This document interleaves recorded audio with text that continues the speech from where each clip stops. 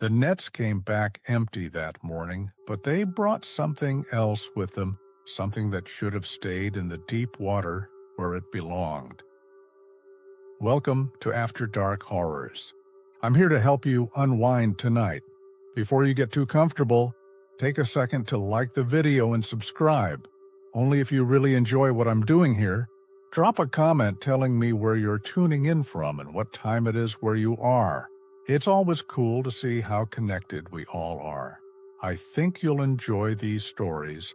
Honestly, there's something you won't find anywhere else. So, dim the lights, maybe turn on a fan for that background hum, and let's get started. 3 years ago, I was working as a marine biologist for the state of Maine. My job was simple: document fish populations in remote coastal areas, check water quality, make sure local fishing communities weren't over-harvesting their grounds. That's how I ended up in Tide's End. Tide's End isn't on most maps. It's one of those fishing villages that time forgot, perched on a rocky outcrop along Maine's most isolated stretch of coast. Population maybe 40 people, all of them connected by blood or marriage going back generations. I drove up on a Tuesday morning in September. The GPS lost signal twice on the winding coastal road, and when I finally reached the village, I understood why outsiders rarely found their way here. The harbor was black. Not the deep blue-green of normal seawater, but black like crude oil. The fishing boats sat at their moorings like sleeping birds, and the whole place had this smell, salt and seaweed sure, but something else underneath, something organic and ancient. I rented a room above Mackenzie's general store from Mrs. Eleanor Mackenzie, a woman who moved like she'd spent 70 years on ship decks. Her eyes were the color of storm clouds, and when she spoke, every word felt deliberate. "You're here for the fish," she said when I explained my research. Not a question, that's right. Government survey work, checking population levels, species distribution, that sort of thing. Mrs. Mackenzie nodded slowly. "Few rules while you're staying here. Don't go down to the docks after sunset. Don't ask the fishermen about their schedules. They'll tell you if they want you to know. And if you hear the foghorn at night, stay inside and keep your windows closed." I laughed, thinking this was some local custom. "Is there a curfew?" Mrs. Mackenzie's expression didn't change. "There are things the ocean gives up willingly, Mr. Chen, and things it doesn't. The folks here learned the difference a long time ago." That first evening, I walked the village's narrow streets introducing myself. The response was always the same, polite but distant. Children played in the yards, but they stopped and stared when I passed, whispering to each other in voices too low to understand. The Harbor Light Tavern sat at the end of the main street, built from driftwood that looked like it had been there since the village was founded. Inside, the air was thick with pipe smoke and conversation that died the moment I walked in. The bartender was a bearded man with arms like ship cables. "Tom Weatherby," he said, "been fishing these waters for 37 years. I asked about the fishing patterns I'd read in government reports, dramatic changes in catch sizes, species appearing far outside their normal ranges, entire schools of fish vanishing from traditional grounds." "Ocean's been different the last few years," Tom admitted. "Fish coming up from places they shouldn't be. Water temperatures changing in ways that don't match the weather. Currents running backwards some days. Would you be willing to take me out on your boat? I'd pay for fuel and your time." The tavern went quiet. I felt every eye in the place turn toward us. Tom wiped the bar with a rag that had seen better decades. "Don't take passengers, none of us do." "Not anymore. I'm certified for research vessel work. Insurance shouldn't be an issue." "Not about insurance." The finality in his voice ended the conversation. Over the next few days, I observed from shore, taking water samples from the harbor and mapping the local topography. The ocean floor dropped away sharply just beyond the harbor mouth. plunging into what the charts marked simply as deep water. No depth soundings, no contour lines. The fishing boats left before dawn each day, their engines echoing off the water like distant thunder. I watched from my window as they disappeared into the pre-dawn darkness. They returned at dusk with holds full of fish, but not the species I expected. Instead of cod, haddock, and lobster, they brought back deep water varieties I'd never seen in these waters. Fish with eyes like pale moons adapted for total darkness. Species that my textbook said didn't exist north of the Caribbean. I approached several fishermen at the docks, asking to photograph their catches. The response was always the same, polite refusal. Catch is already spoken for, they'd say, but I never saw trucks coming to collect the fish. The boats arrived full and were empty by morning. On my fifth night in Tide's End, I was awakened by a sound I'd never heard before, a deep, resonant horn that seemed to come from the ocean itself. Not the mechanical blast of a ship's horn, but something organic, like the song of some massive creature. I remembered Mrs. Mackenzie's warning about keeping windows closed, but curiosity got the better of me. I crept to the window and peered out at the harbor. The water glowed with phosphorescent light that pulsed in slow, hypnotic rhythms. The fishing boats rocked gently at their moorings, though there was no wind.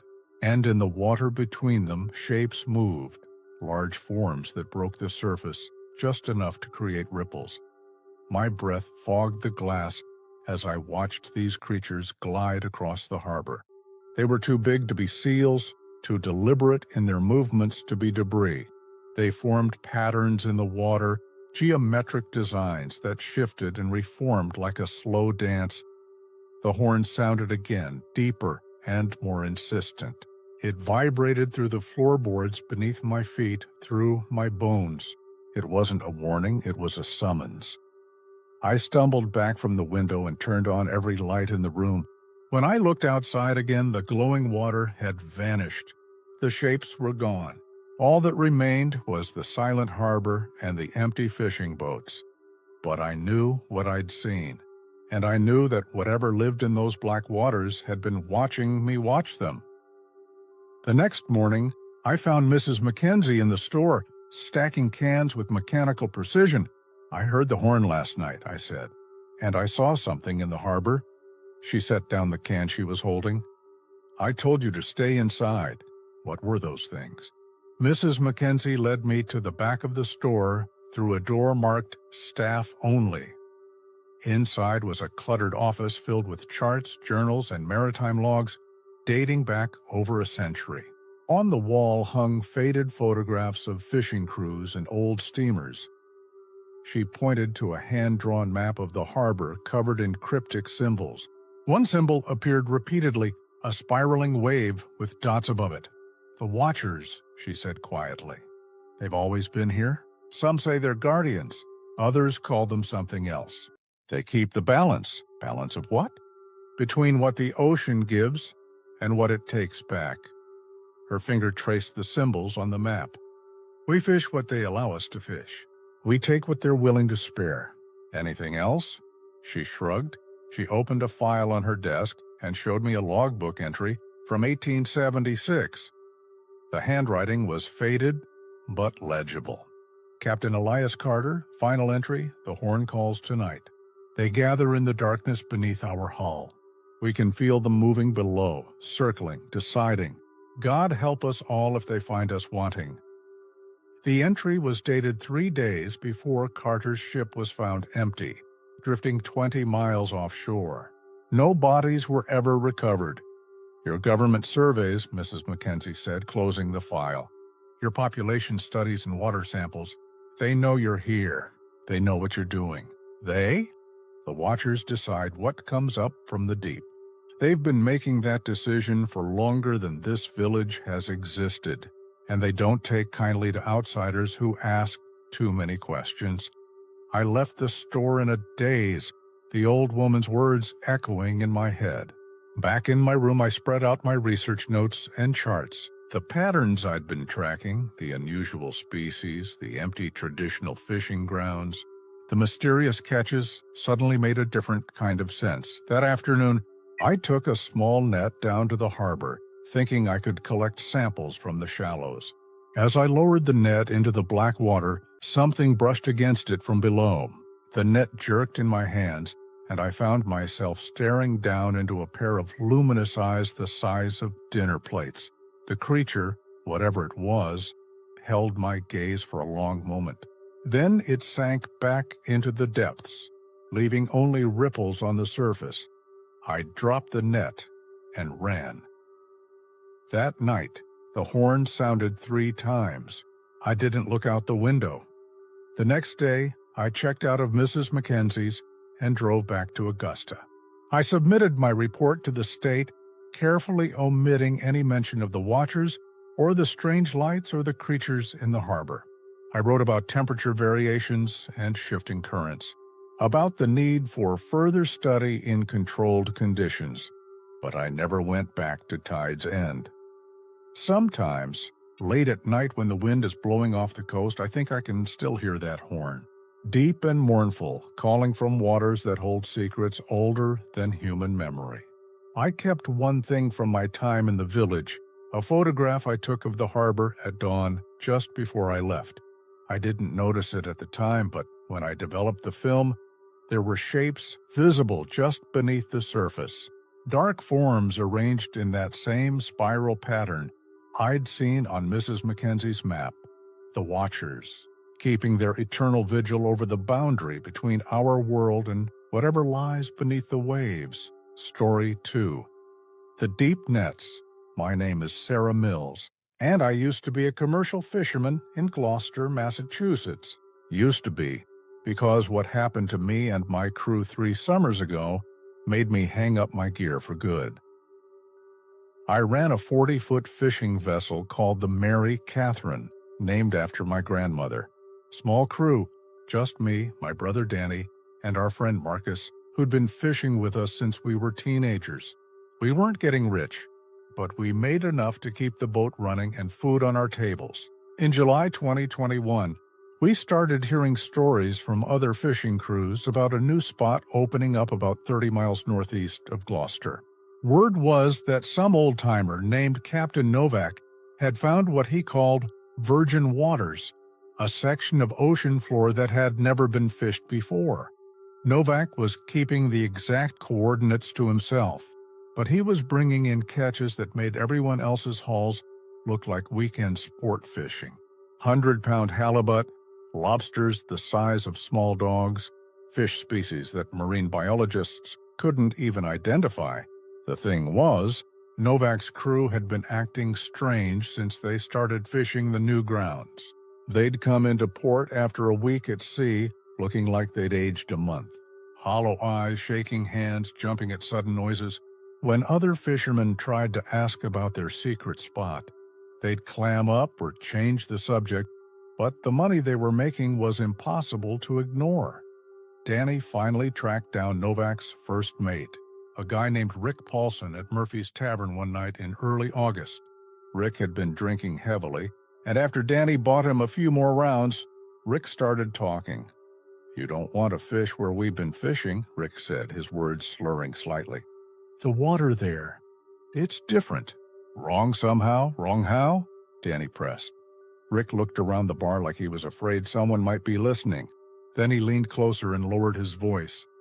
"The nets come up heavy, sure, but it's not just fish we're pulling up. There's other stuff down there, old stuff that's been waiting."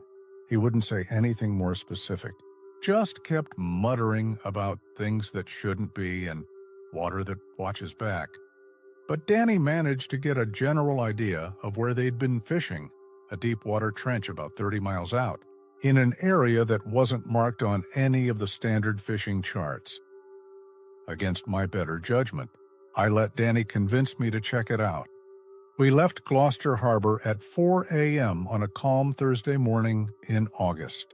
The forecast was good, light winds, minimal chop, clear skies, perfect fishing weather. We brought extra fuel and supplies, planning to stay out for 3 days to make the long trip worthwhile. The coordinates Danny had pieced together from Rick's drunken ramblings led us to an area I'd never fished before. The water was deeper here than I expected.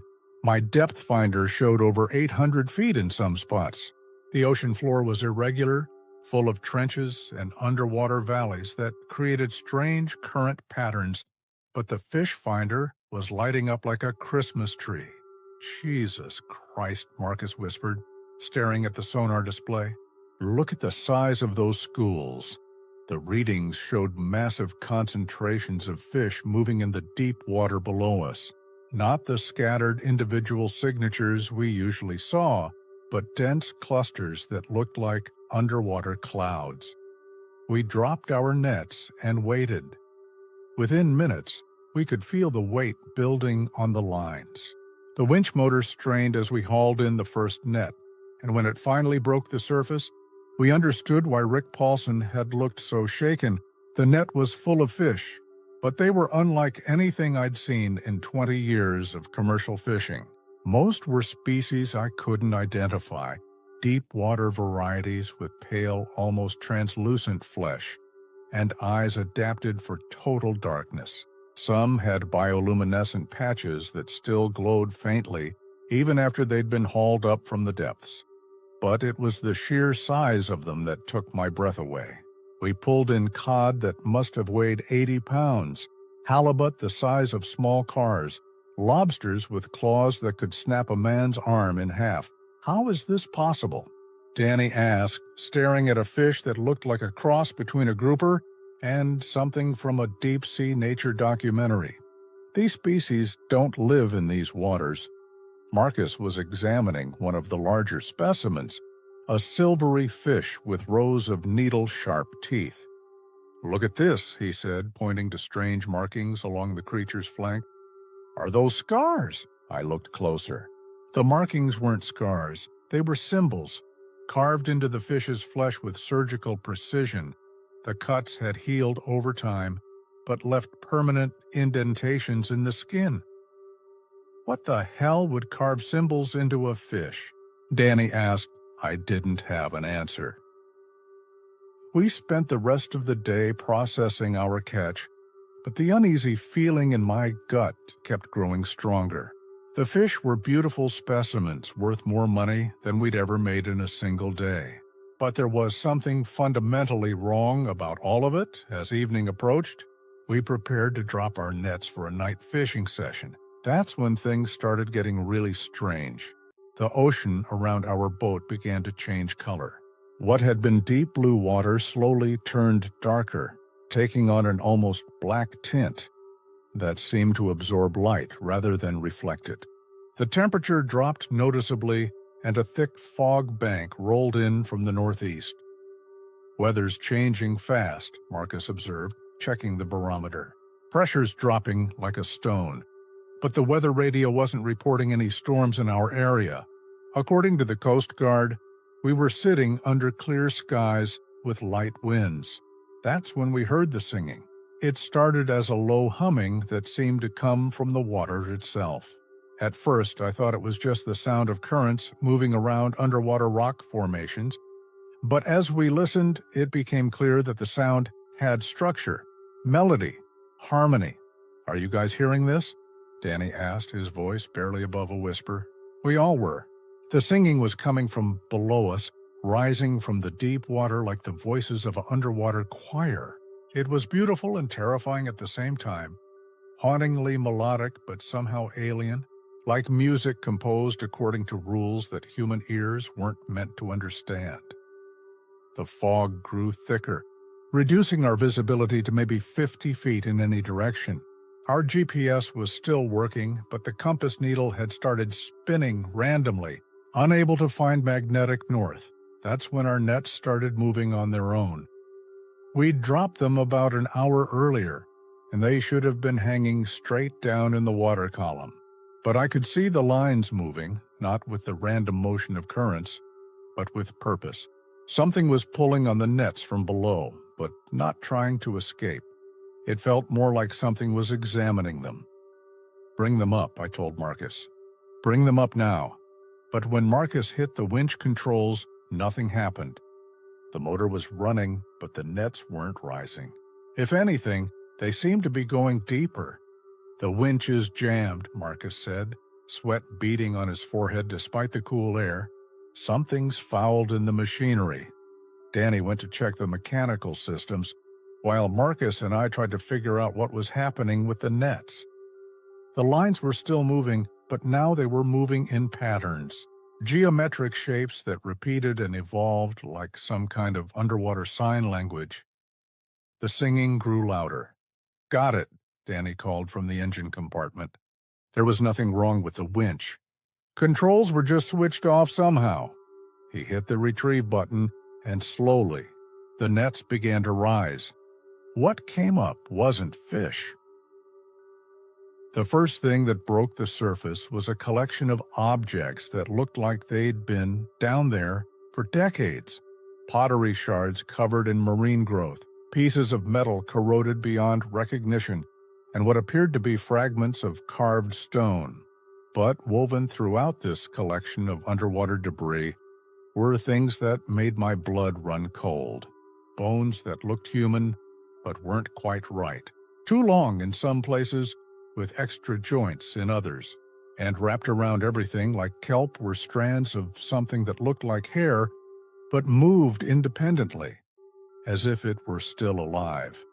"What the fuck is this?" Marcus breathed, staring at the contents of our net. Before I could answer, something else broke the surface, 50 feet off our starboard side, a dark shape the size of a small whale, but with features that belonged in a nightmare. I caught a glimpse of what might have been a massive eye, reflecting the light from our deck lamps. Before it submerged again, the singing stopped abruptly, leaving only the sound of lapping water and our own panicked breathing. "Cut the nets loose," I ordered. "Cut them loose and get us out of here." Danny didn't argue.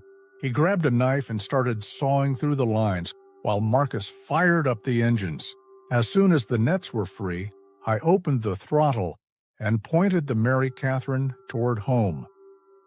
We made the 30-mile run back to Gloucester in record time, none of us speaking until we could see the harbor lights ahead of us. "What are we going to tell people?" Danny asked as we tied up at our usual slip. "Nothing," I said. "We don't tell anyone anything about what we saw out there," but word had already started to spread.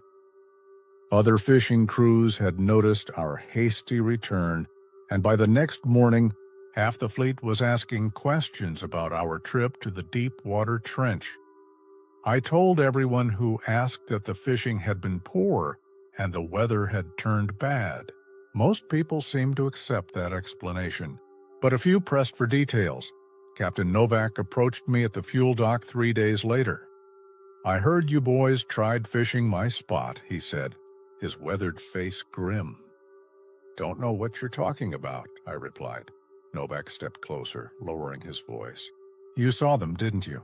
The things that lived down there." I didn't answer, but something in my expression must have given me away. "I've been fishing those waters for 6 months," Novak continued. "Made more money than I ever dreamed of. But it comes with a price. They let you take the fish, but they expect something in return." "What kind of something?" Novak looked around to make sure no one else was listening. "Offerings, things they consider valuable. Usually just gear or equipment, but sometimes—" He trailed off. "Sometimes what?" "Sometimes they want more." That was the last conversation I ever had with Captain Novak. 2 weeks later, his boat was found drifting empty 30 miles offshore, right over the deep water trench where we'd all been fishing. The Coast Guard search turned up no trace of Novak or his crew. The official report listed it as a case of probable drowning due to unknown circumstances, but those of us who'd fished the deep waters knew better. I sold the Mary Catherine a month later and found work on land. Danny moved to Florida and got a job on a tour boat that never goes more than a mile from shore. Marcus quit fishing entirely and now runs a bait shop in downtown Gloucester. None of us talk about what we saw in the deep water trench, but sometimes late at night, when the fog rolls in from the ocean, I still hear that singing, drifting up from the depths where things older than human memory wait patiently for their next offering. The fishing industry in Gloucester has never been quite the same since that summer. Fewer boats venture into the deep waters, and those that do return with stories they refuse to tell. The old-timers say it's just the natural cycle of the ocean, that fishing grounds come and go like everything else. But I know better. I know that there are places in the ocean where humans aren't welcome, where things live that follow rules we don't understand. And I know that sometimes, if you're unlucky enough to find those places, the ocean doesn't let you leave unchanged. The deep water trench is still there, 30 miles northeast of Gloucester. It's still full of fish, and it's still calling to fishermen desperate enough to risk everything for one good catch. But if you're smart, you'll find somewhere else to drop your nets. Trust me on that. Story 3. The Lighthouse Keeper. This story comes from my grandfather, Thomas Brennan, who worked as a lighthouse keeper on Gull's Rest Island off the coast of Nova Scotia from 1978 to 1982. He never talked much about those 4 years, but before he died last spring, he sat me down and told me everything. People need to know, he said. Someone needs to remember what really happened out there. Gull's Rest Island sits about 12 miles off the Nova Scotia coast, a rocky outcrop barely half a mile across at its widest point. For over a century, it housed an automated lighthouse that guided ships through some of the most treacherous waters in the North Atlantic. By the late 1970s, modern navigation equipment had made most lighthouses obsolete. But Gull's Rest was different. Ships still reported compass malfunctions and GPS errors in the waters around the island, so the Canadian Coast Guard decided to station a human keeper there to maintain the equipment and assist vessels in distress. That's how my grandfather ended up living alone on a barren rock in the middle of the Atlantic Ocean. The job came with a small house, a radio for emergency communications, and supply runs every 2 weeks. It was perfect for someone like my grandfather, who'd spent his whole adult life working alone and preferred the company of seabirds to most humans. For the first 18 months, everything went according to plan. Grandfather maintained the lighthouse, kept weather records, and occasionally helped guide fishing boats through the fog. It was quiet, peaceful work that suited his temperament perfectly. Then the fishing village of Sorrow's End was established on the mainland. At Sorrow's End was one of those boom and bust fishing communities that sprung up along the Maritime coast in the early 1980s. Group of investors had identified rich fishing grounds in the waters around Gull's Rest Island, and they'd built a processing plant and harbor facility to support a small fleet of commercial vessels. Within 6 months, Sorrow's End had grown from an empty stretch of coastline to a thriving village of nearly 200 people. The fishing was better than anyone had expected, with boats returning day after day loaded with cod, haddock, and lobster. But from his lighthouse on Gull's Rest Island, my grandfather had a perfect view of the fishing operations, and what he saw disturbed him. The boats would go out in the morning and come back in the evening, he told me. Same routine day after day. But they weren't fishing where they said they were fishing. According to their radio transmissions and official logs, the Sorrow's End fleet was working traditional fishing grounds, 15 to 20 miles from shore. But from his vantage point on the lighthouse tower, my grandfather could see them operating much closer to the island, in waters that every local chart marked as too deep and too rocky for safe fishing. More disturbing was what he observed through his binoculars during their actual fishing operations. They'd drop their nets in the usual way, grandfather recalled, but then they'd shut off their engines and just wait, sometimes for hours, And the whole time, there'd be this activity in the water around the boats. Shapes moving just below the surface. Big shapes. Initially, my grandfather assumed the shapes were whales or large schools of fish. But whales don't move in geometric patterns, and fish don't surface on schedule like they were keeping appointments. The Sorrow's End boats were interacting with something intelligent. This went on for months. The fishing village prospered. The boats returned with consistently full holds, and my grandfather watched from his lighthouse, documenting everything in his personal log. Then the fog started. In late autumn of 1980, a thick fog bank settled over the waters around Gull's Rest Island and refused to lift. This wasn't unusual. Autumn fogs were common in the North Atlantic, but this particular fog was different. For one thing, it didn't move. Normal fog banks drift with wind and current, but this one stayed in exactly the same position for weeks, as if it were anchored to the ocean floor. For another, it had structure. During the day, when the sun was high enough to penetrate the upper layers, my grandfather could see that the fog was organized into spirals and geometric patterns that shifted slowly but purposefully. And at night, it glowed, not like phosphorescence, grandfather explained. That's a natural phenomenon. This was artificial light coming from inside the fog. Different colors, pulsing in sequences, like some kind of signal system. The Coast Guard radio traffic increased dramatically during this period. Ships were reporting navigation equipment failures, compass problems, and unusual acoustic phenomena in the waters around the island. Several vessels requested emergency assistance, claiming they were lost, despite being within sight of the lighthouse. But when my grandfather tried to guide them to safety, he discovered that his lighthouse beam wasn't penetrating the fog.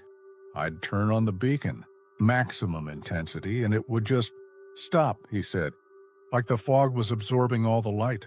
Ships less than a mile away couldn't see it. The supply boat that was supposed to visit every 2 weeks stopped coming. Radio communications with the mainland became increasingly unreliable. My grandfather found himself effectively cut off from the outside world, surrounded by a fog that behaved like no natural phenomenon he'd ever encountered. That's when he started hearing the voices. It began as faint murmuring that seemed to come from the fog itself. At first, he dismissed it as the sound of wind moving through the unusual air currents. But as nights passed, the sounds became more distinct. They were speaking words, but not in any language my grandfather recognized. It wasn't human speech, he said. The rhythm was wrong, and there were sounds that human vocal cords couldn't make. But it had structure, syntax. It was definitely language. The voices grew stronger over time, until they were clearly audible, even inside the lighthouse keeper's house. They seemed to be having conversations, question and response patterns, overlapping dialogues, what sounded like arguments or negotiations. And gradually, my grandfather began to understand that they were talking about him. I started recognizing certain sound patterns that would repeat whenever I did specific things, he explained. When I turned on the lighthouse beacon, there'd be a particular sequence of sounds. When I tried to radio the mainland, a different sequence. They were monitoring everything I did. 3 months into the fog siege, my grandfather made a discovery that changed everything. While cleaning out a storage room in the lighthouse basement, he found a collection of journals left by previous keepers dating back to the 1920s. Most contained routine entries about weather conditions and shipping traffic, but several described encounters with phenomena that matched exactly what he was experiencing. The fog, the voices, the interference with navigation equipment, and the references to Sorrow's End.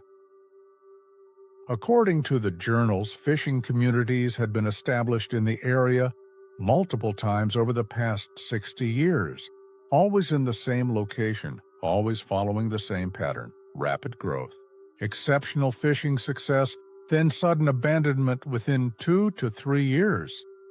Sorrow's End wasn't the first, grandfather realized. There'd been others. Millfield Cove in 1952, Beacon Harbor in 1961, Prosperity Bay in 1968.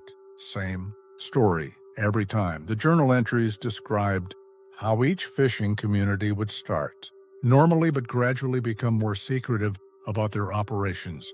Boats would return with catches of species that didn't exist in local waters.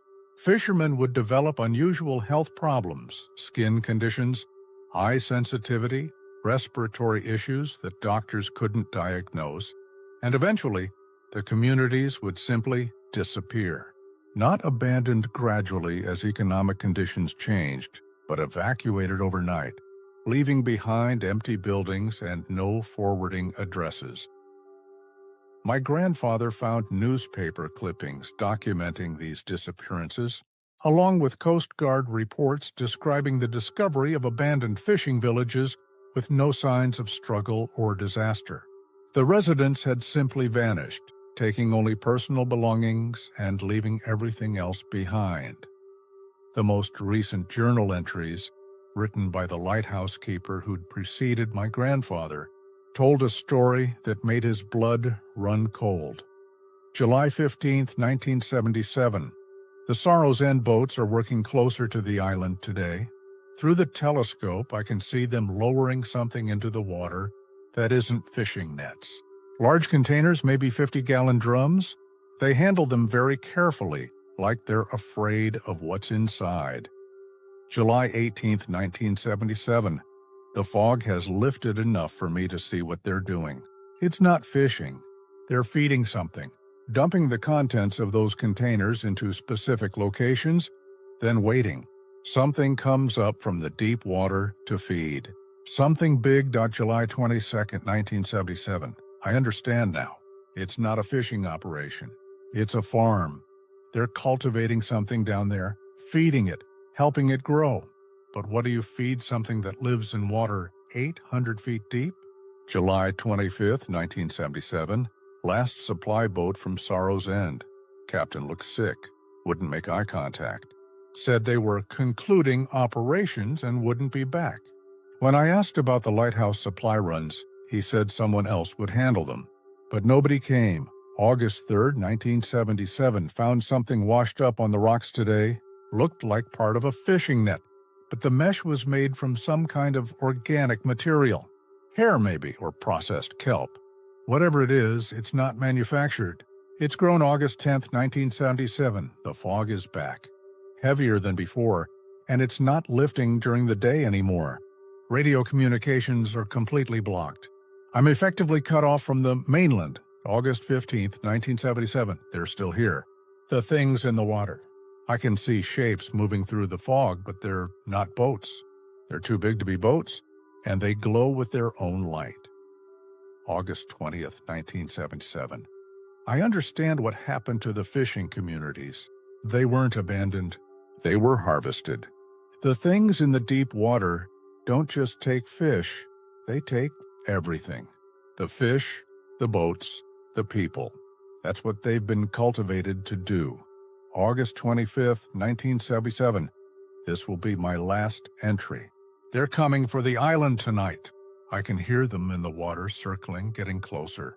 The fog is so thick, I can barely see the lighthouse beacon from the house.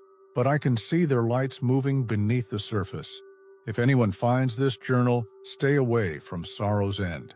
Stay away from the deep waters around the island. And whatever you do, don't try to fish here. Some places in the ocean aren't meant for human use. They're at the rocks now. I can hear them climbing. The journal ended there. My grandfather told me he spent 3 days reading and rereading those entries, trying to convince himself they were the ravings of an isolated man who'd spent too long alone. But the evidence was all around him, the fog, the voices, the shapes moving beneath the water, and Sorrow's End was still out there, still operating, still feeding whatever lived in the deep water around Gull's Rest Island. I made a decision, grandfather said. I was going to survive long enough to warn people. to make sure someone knew what was really happening out there. He gathered supplies, sealed the lighthouse keeper's journals in waterproof containers, and prepared for a siege. The fog continued to thicken, the voices grew louder, and the shapes in the water became more active. On the night of December 21st, 1980, the winter solstice, they came for the island. My grandfather was in the lighthouse tower, maintaining the beacon that no ship could see, when he heard the first sounds from the shoreline. Not the normal crash of waves against rocks, but something rhythmic and purposeful. Something large dragging itself across the rocky beach. Through the fog, he could see lights moving on the island itself. Dozens of them arranged in the same spiral patterns he'd observed in the fog bank. They were searching the island systematically, working their way toward the lighthouse. I turned off all the lights in the house and locked myself in the lighthouse tower, he recalled. The beacon was still running on automatic, but I could control it from the tower console. I figured if they were sensitive to light, maybe I could use it as a weapon. The lights on the island moved closer, accompanied by sounds that my grandfather described as a combination of breathing and singing. Whatever was making them was large enough to be heard from hundreds of yards away, but coordinated enough to move in formation. When they reached the lighthouse base, my grandfather got his first clear look at what had been living in the waters around Gull's Rest Island.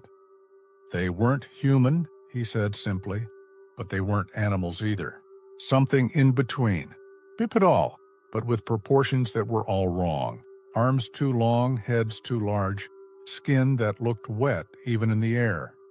The creatures, he counted at least 20 of them, began examining the lighthouse with obvious intelligence. They operated what appeared to be tools, technology that looked organic but functioned like sophisticated equipment, and they were trying to climb the lighthouse tower. My grandfather activated the beacon's emergency strobe function, flooding the area around the lighthouse with intense, pulsing light. The creatures reacted immediately, retreating from the tower and making sounds that might have been pain or anger. But they didn't leave the island. They regrouped at a safe distance and began what looked like a planning session, communicating in their alien language while studying the lighthouse from multiple angles. I realized they were going to wait me out, Grandfather said. They had patience that humans couldn't match. They could sit there for months if necessary, waiting for the beacon to fail or for me to run out of supplies. The siege lasted for 6 weeks. During the day, the creatures would retreat to the shoreline, apparently sensitive to natural sunlight. But at night, they would return to the lighthouse, testing its defenses, probing for weaknesses. My grandfather survived by rationing his food supplies and using the lighthouse beacon to create a defensive perimeter. Whenever the creatures got too close, he'd hit them with the strobe function and force them to retreat. But the beacon was powered by a diesel generator, and fuel was limited. On February 8, 1981, the generator ran out of fuel. The beacon went dark for the first time in over a century, Grandfather remembered, and they knew immediately. Within minutes, they were climbing the tower. My grandfather had prepared for this moment. He'd rigged the lighthouse's emergency flare supply into a makeshift weapon. And when the creatures reached the lamp room, he'd triggered the entire system at once. The explosion of light and heat drove the creatures back down the tower, but it also destroyed most of the lighthouse equipment. The beacon was permanently disabled, the radio was dead, and my grandfather was left alone in a dark tower surrounded by hostile entities. That's when the Coast Guard helicopter found him. Pure luck, he said. They'd been searching for me for weeks, ever since the lighthouse went dark. The pilot saw the flare explosion and came to investigate. The rescue was harrowing. The creatures attempted to interfere with the helicopter's approach, and my grandfather had to be winched up through fog so thick the pilot couldn't see the lighthouse from 50 feet away. But he made it out alive. The official Coast Guard report listed the incident as equipment failure due to severe weather conditions. The lighthouse was decommissioned. Gull's Rest Island was declared a navigation hazard, and the area was marked off limits to civilian vessels. Sorrow's End was abandoned within a month of my grandfather's rescue. When investigators visited the site, they found empty buildings, abandoned fishing equipment, and no trace of the 200 people who had lived there.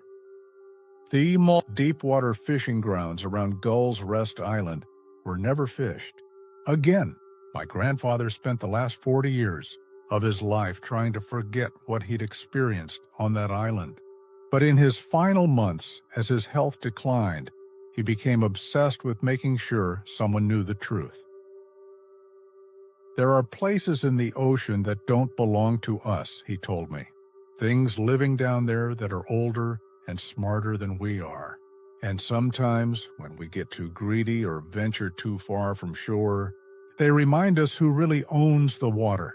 He gave me his lighthouse keeper's journals, along with photographs and documents he'd collected over the years.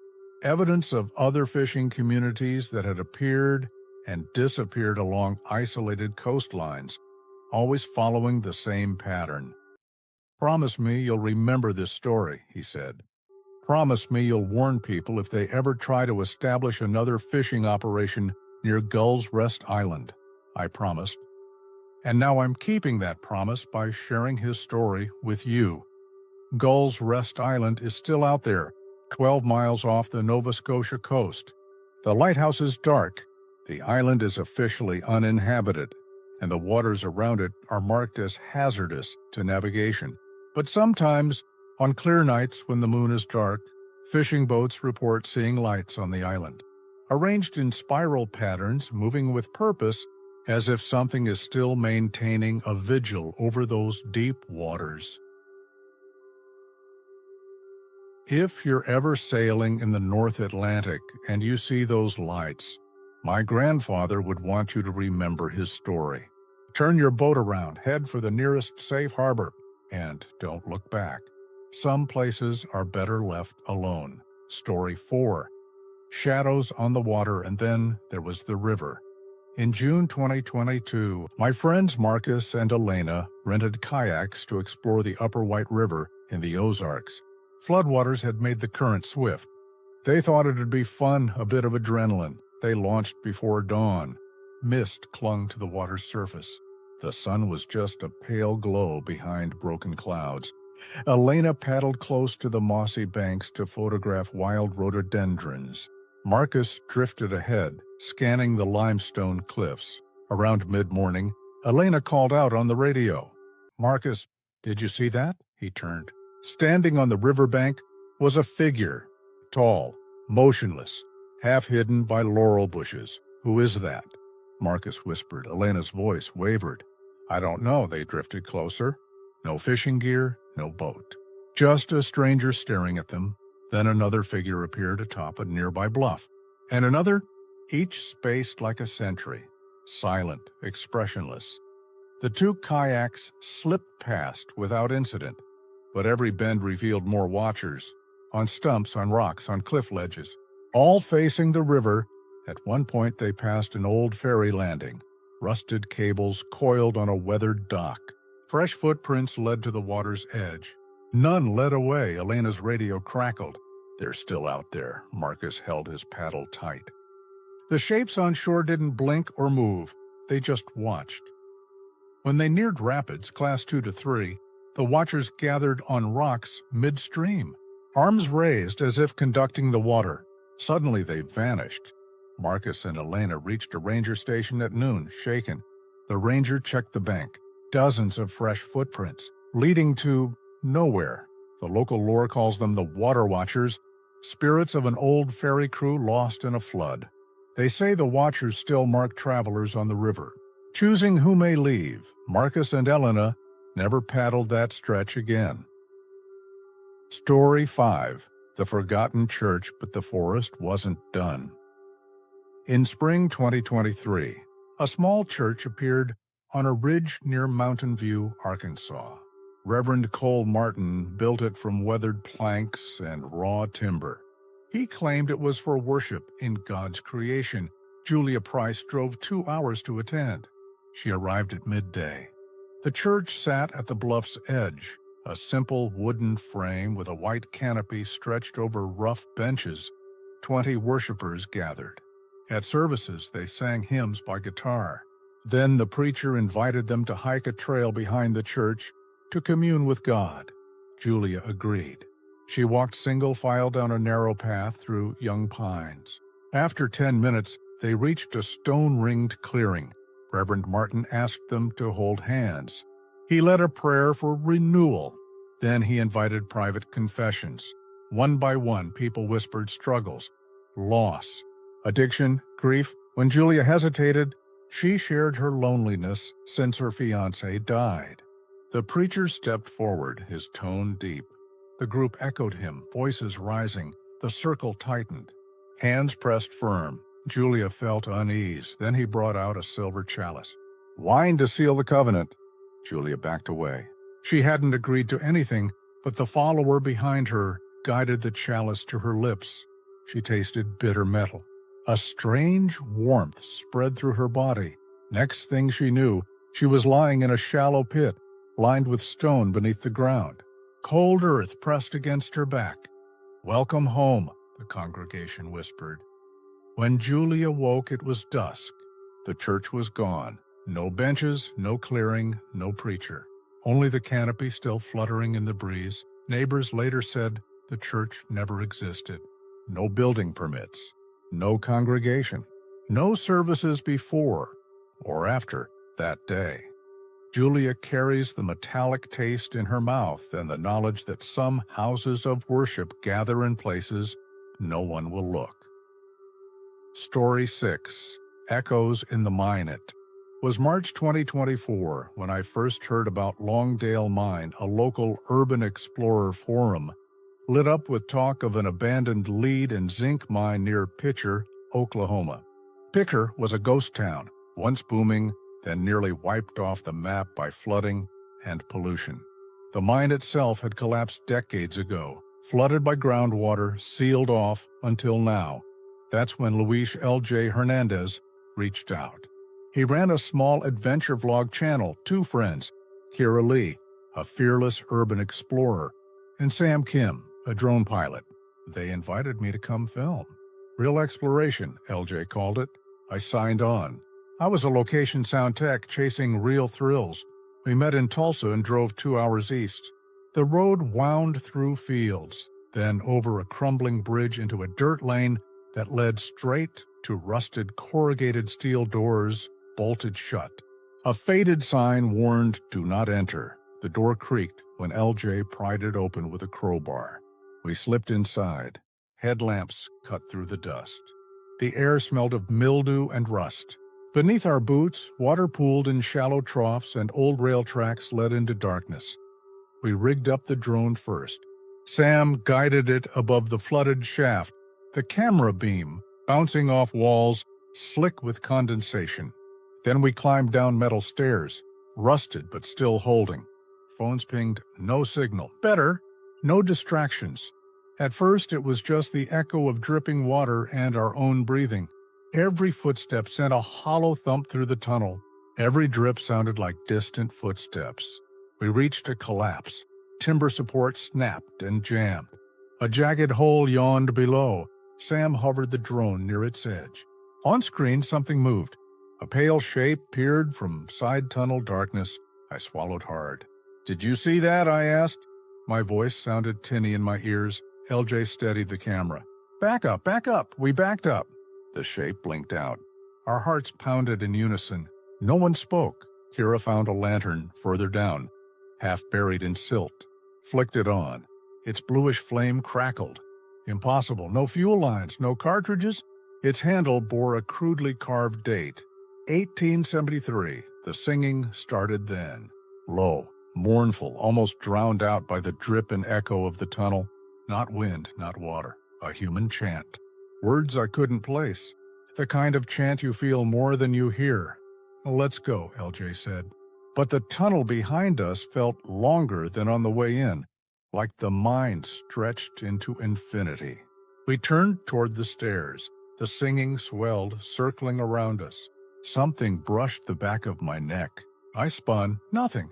Just the wavering circle of headlamp beam. The chant grew louder, faster. A chorus coming from all directions. "No one will believe this," LJ said. His voice cracked. "We have to post it." But the next day, when he watched the footage, he saw only static sonar glitches where the shapes had been. The lantern's bluish flame vanished from every frame. The chanting audio track had been replaced by white noise.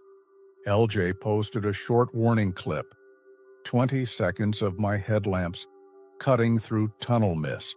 Static, then a whisper faint enough to miss if you weren't listening. The video pulled in 1,000 views overnight. Comments ranged from "fake" to "what mine?" "I need details." But LJ refused to elaborate, citing pending investigation. Local reporters reached out. They contacted the mining company archives. No records of an 1873 lantern or any miners singing in an unknown tongue. No reports of missing explorers. No physical evidence of anyone returning to that tunnel after its collapse. Then the story started. Hikers near the mine entrance reported hearing distant singing late at night, echoes that didn't match any human voice.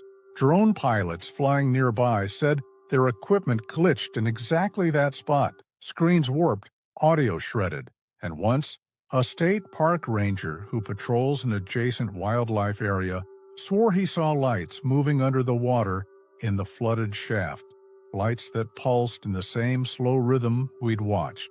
He told no one but his partner, then retired 6 months later. Under strange circumstances, months passed. LJ gave up vlogging. Kira returned only once and found the mine sealed behind a new concrete wall with no doors. Sam's drone footage remained locked in a hard drive. I still hear the echo sometimes. When I'm alone in my apartment and the faucet drips just right, I swear I hear a chorus rising from the pipes. A distant chant, far too structured to be water, echoing in metal. I think of the miners, rows of them, pickaxes raised in silhouette, singing a chant that might still echo in those tunnels, waiting, watching, and I know there are places in the world that don't want to be disturbed. Longdale Mine is one of them. Thanks for sticking around until the end. It means a lot that you chose to spend your evening here. I hope these stories gave you just the right amount of chill and wonder. There's something about sharing scares together in the dark. It makes the whole experience feel less lonely. I hope tonight's tales landed as hard on you as they did on me. If you like this video, hit like and subscribe. It really helps keep these stories coming. I'd love to see you back tomorrow night for more mysteries and chills. Until then, sleep well and try to keep these stories out of your dreams. But if they do creep in, remember, they're just stories. See you tomorrow.